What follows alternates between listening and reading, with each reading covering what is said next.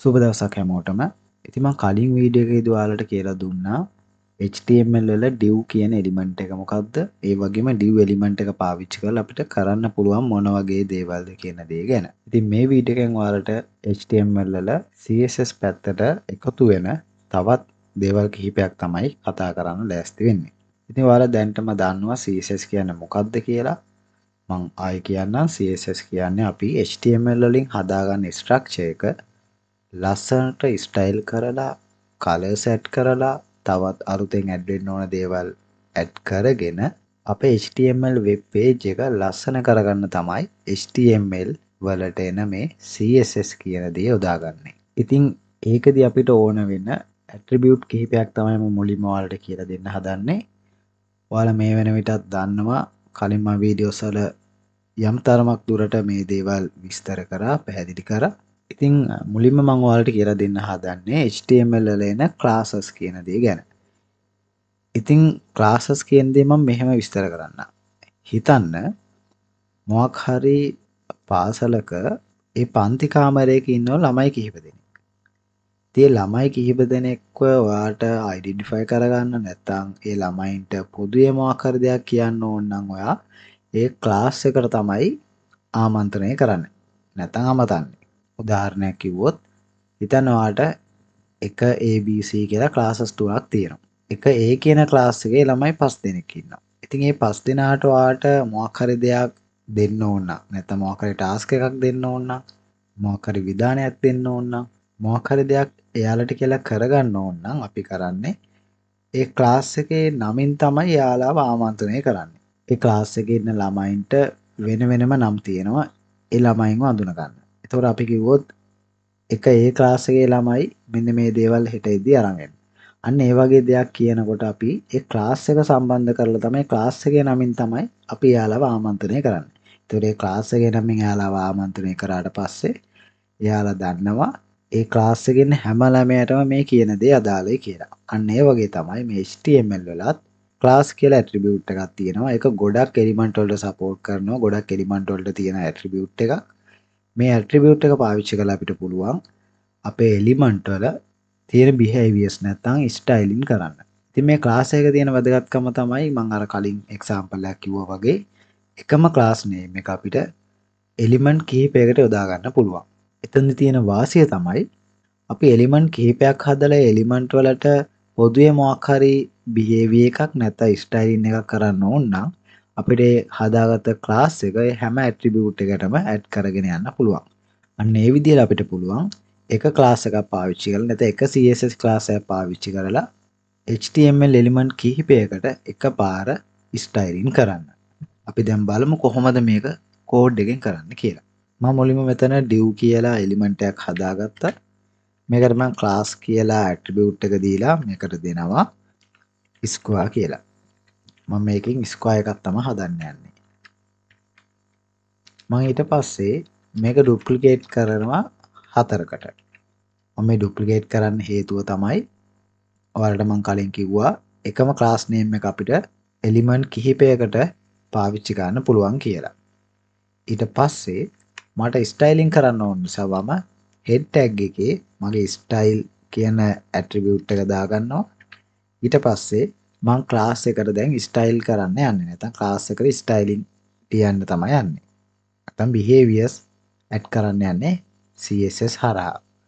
මම class එකකට මොකක් හරි නමක් define කරනවා නම් මේ styling වලදී නැත්නම් style tag එක ඇතුලේ නැත්නම් style element එක ඇතුලේ මම ඉස්සරහ dot එක තියනවා.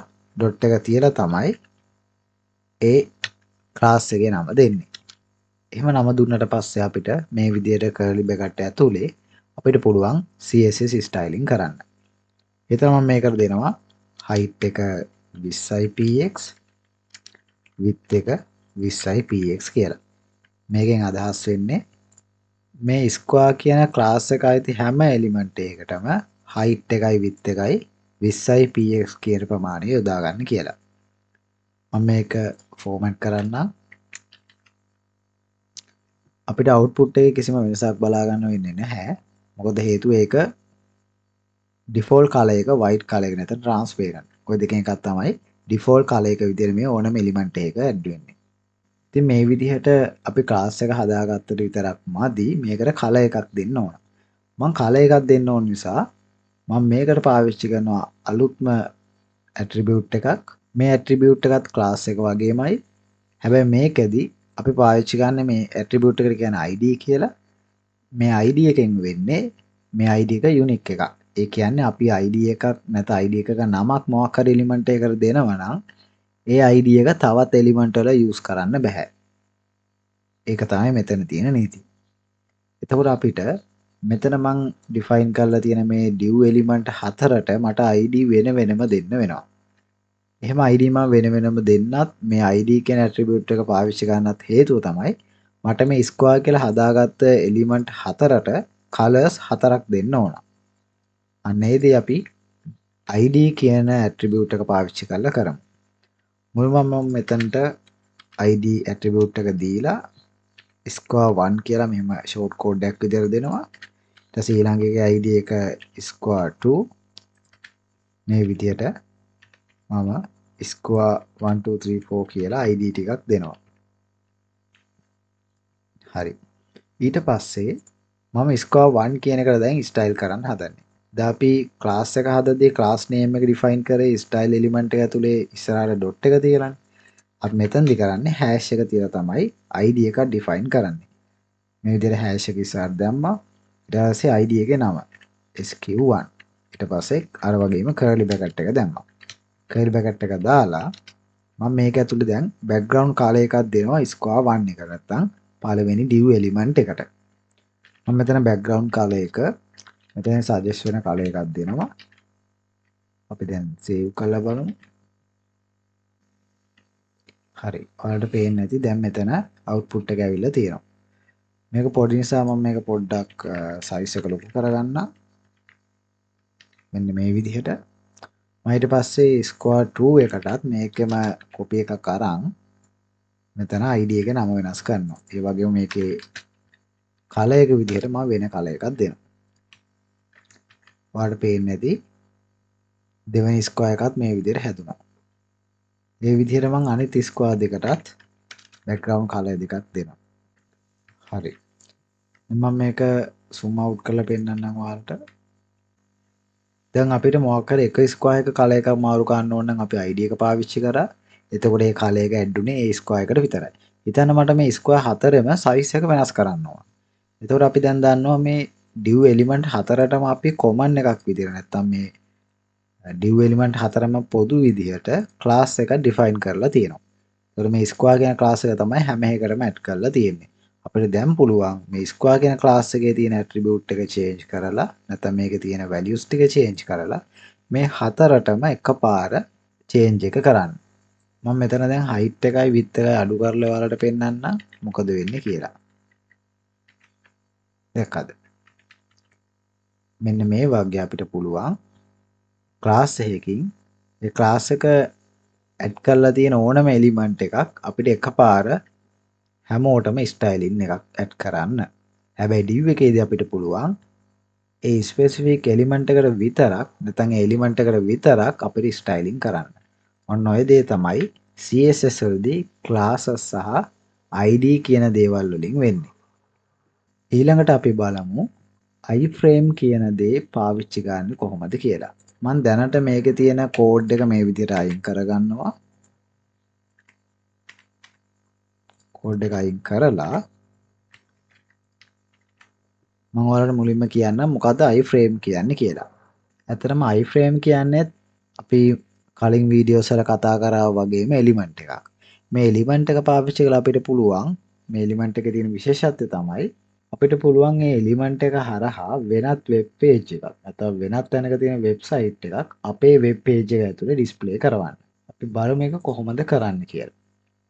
මුලින්ම iframe කියන එලිමන්ට් එක අපි මේ body එලිමන්ට් එක ඇතුලේ හදාගමු. මේ විදිහට iframe එක හදාගත්තට පස්සේ මම පාවිච්චි කරන VS Code එකේ නම් මේ විදිහට ඇට්‍රිබියුට් දෙකක් ඔටෝම ඩිෆයින් වෙනවා.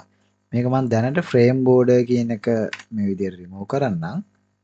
එතකොට හොඳට මතක තියාගන්න iframe කියන එලිමන්ට් එක ඕපන් කරොත් මේ විදිහට close කරන්න ඕන. ඒකේ ඇට්‍රිබියුට් එකක් තියෙනවා src කියලා. මේ ඇට්‍රිබියුට් එක අපිට අනිවාර්යෙන් පාවිච්චි කරන්න වෙනවා මේ iframe එක use කරනවා නම්. මම ඊළඟට කරන්නේ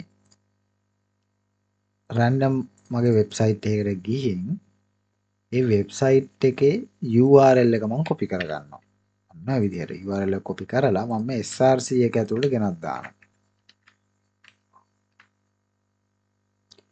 ටික වෙලාවක් යනවා මේක ලෝඩ් වෙන්න. මොකද අපේ වෙබ් පේජ් එක මේක ඇතුළේ ලෝඩ් වෙනවා. ඔයාලට පේන්නේ නැති වෙබ්සයිට් එක මේ විදිහට ඩිස්ප්ලේ වෙනවා.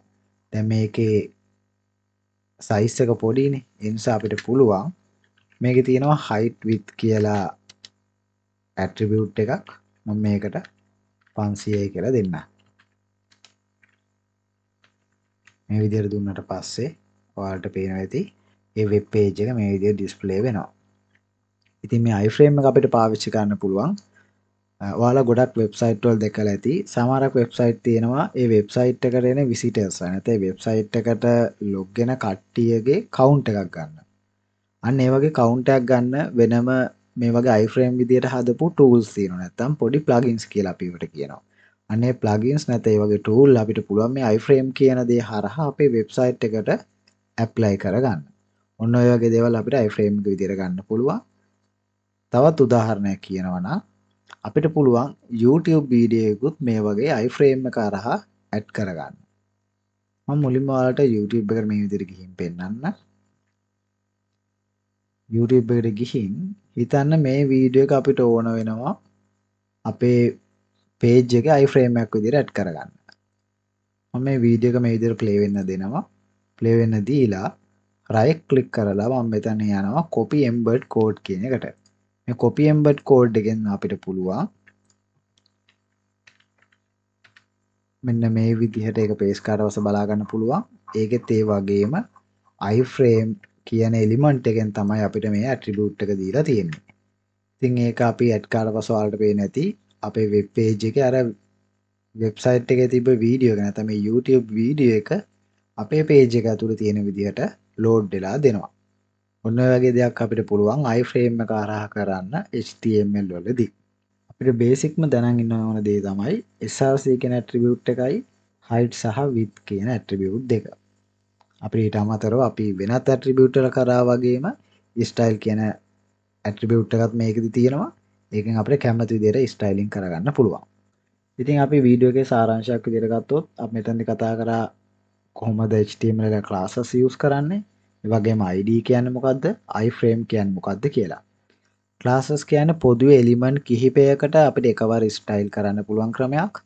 ID කියන්නේ ඒ ස්පෙસિෆික් එලිමන්ට් එකට විතරක් අපිට ඩිෆයින් කරලා මොකක් හරි නමක් ඩිෆයින් කරලා ඒ නම හරහා අපිට ස්ටයිලින් කරන්න පුළුවන්. iframe එකෙන් වෙන්නේ වෙනත් වෙබ් පේජ් එක නැත්නම් වෙනත් වෙබ්සයිට් එක තියෙන ඕනම දෙයක් අපේ වෙබ් පේජ් එකේ ඩිස්ප්ලේ කරවන්න පුළුවන්. ඉතින් මේ දේ try කරලා බලන්න. මොකක් හරි මේ වීඩියෝ එකේ තියෙන ටියුටෝරියල් එකේ මොකක් හරි ගැටලුවක් තියෙනවා නම් පල්ලෙහාන් කමෙන්ට් එකක් දාන්න.